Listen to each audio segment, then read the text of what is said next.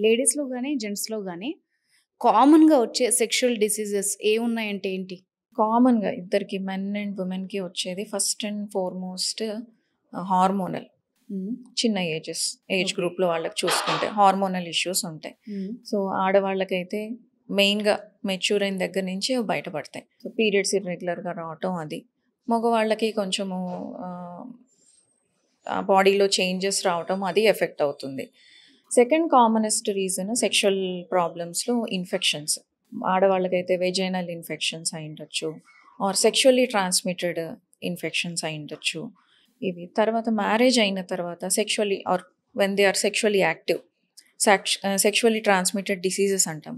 అది రకరకాలుగా ఉంటాయి. అవి టైమ్‌లీ ట్రీట్మెంట్ తీసుకోకపోతే తర్వాత చాలా ఇష్యూస్ వస్తాయి.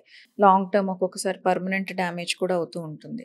పర్మనెంట్ డ్యామేజ్ అంటే ఎలా మేడం? పర్మనెంట్ అంటే ఇప్పుడు మగవాళ్ళకి టెస్టిస్ ష్రింక్ అయిపోవడం, ఇన్ఫెక్షన్ రిపీటెడ్‌గా వచ్చి ఆర్ హ్మ్. వాస్ డిఫరెన్స్ అంటారు. ట్యూబ్స్ బ్లాక్ అయిపోవడం.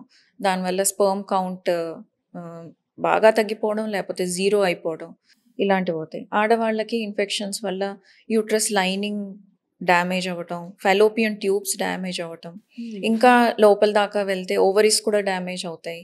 ఎగ్స్ కూడా ఎఫెక్ట్ అవుతాయి. సో, ఇవన్నీ ఫర్టిలిటీ మీద కూడా ఇంపాక్ట్ ఉంటుంది. ఓకే.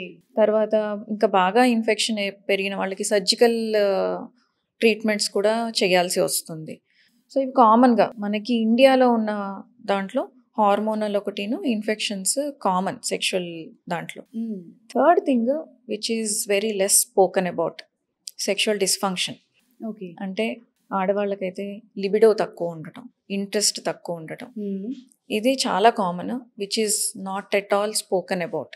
అవును. చాలా it has a lot of taboo around this topic.